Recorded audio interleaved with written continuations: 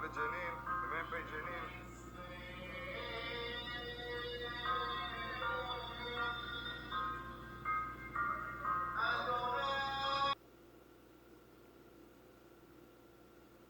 Social media.